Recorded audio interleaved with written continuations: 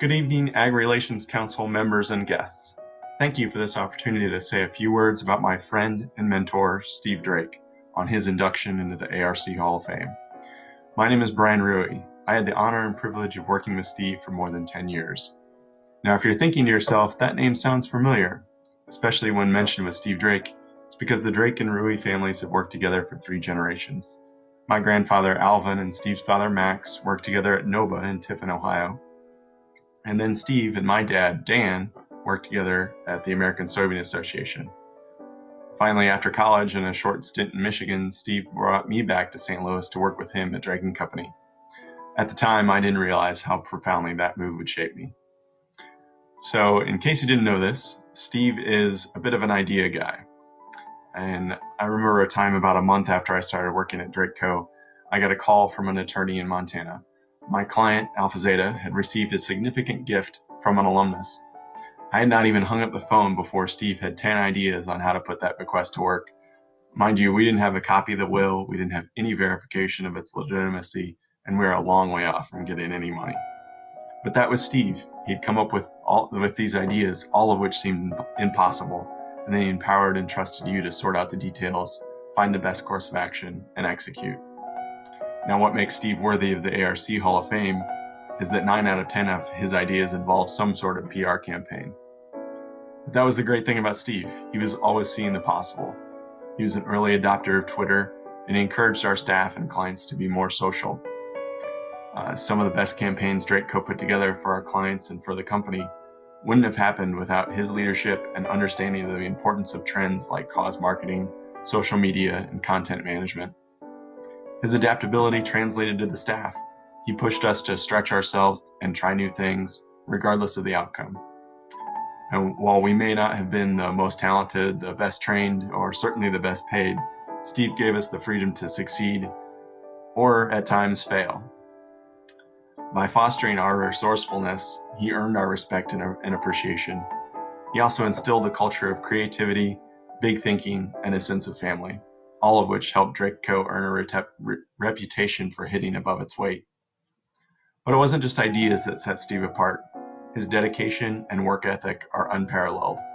He was at his desk when you walked in, and he was there when you left. The clients were even on his mind during his annual Canadian fishing trip.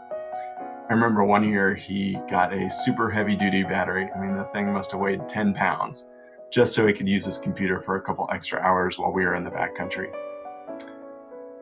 The Drake & Company tagline was "Making Dreams Fly," and we used that line to sell clients on the idea that we were helping them achieve their goals. But in reality, Steve was the one helping us realize our dreams. He made us better prepared and better equipped for the next challenge, and for that, I'll be forever grateful. Now I'm going to turn it over to a few other Drake Co. alumni who wanted to say a few words about Steve. And I'd like to take just a couple of moments and tell you 2 stories that I think depict Steve Drake. First, while I served as executive director of Alpha Zeta, Steve made a sizable financial contribution to the organization. And by the time the dust settled, the story that Steve led the board to believe is that I actually talked him into doing that. That's probably a little far from the truth, but I think it's a great example of Steve Drake, that when good things happen to us as a team, he was very quick to share the credit. And coincidentally, when the 2 or 3 things that didn't go quite so well, he was the first to step up and take responsibility so that the rest of us could continue to keep our eye on the ball and do the jobs that we needed to do. The second story I'd share was in 2005, after working with Steve for 5 years, I went to his office with a dilemma to seek his counsel, as I often did. And he knew from a year and a half earlier that I had taken a vacation, gone on a cruise, and in an effort to learn salsa and merengue dancing, had met a very nice lady from Puerto Rico. And at the same time, I had a job that I loved as the executive director of Alpha Zeta. And so I sat with him and I said, you know, I have this dilemma. On the one hand, a great job. On the other hand, I have a blossoming relationship. I'm just not really sure what to do. And to paraphrase, he said to me, there might always be another job, but there might not always be another girl. So it's 2015.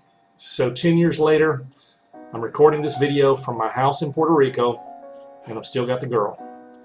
So Steve, thank you so much for everything you did for me, everything you taught me. You really played a large part in me becoming the person that I am today. So a very sincere and heartfelt thank you to you, and congratulations on this prestigious award. Well, let's see. Dear Christmas tree people, is it true that you could replant a cut Christmas tree after Christmas and it will regrow and save the planet or something? Just kidding. Actually, I do get those emails, but I do love my job. Thanks, Steve, for giving me a chance way back in 1998 and having a great career. I had the opportunity to work with Steve very early in my career, and I will be forever grateful for that experience. It's rare to meet an individual, especially one as accomplished as he is, who is so completely free from ego. In fact, if I had to guess, he's probably a little embarrassed about being in the spotlight for this recognition, but it's so well deserved. Steve has the unique ability to give and share credit with those around him, to listen to others regardless of their age or where they are in their career, to continually seek new knowledge, and to be generous with his time and talents. He's that leader that you want out in front of you, but who's always beside you in the trenches as well. He's the type of person that makes you better just by being around him. At least I like to think that's what he did for me in my career. I do know for a fact that Steve often believed in me more than I believed in myself, and I thank you for that. So from the bottom of my heart, thank you for touching my life and so many other countless lives throughout your career. We appreciate everything you've done. No one deserves this more than you.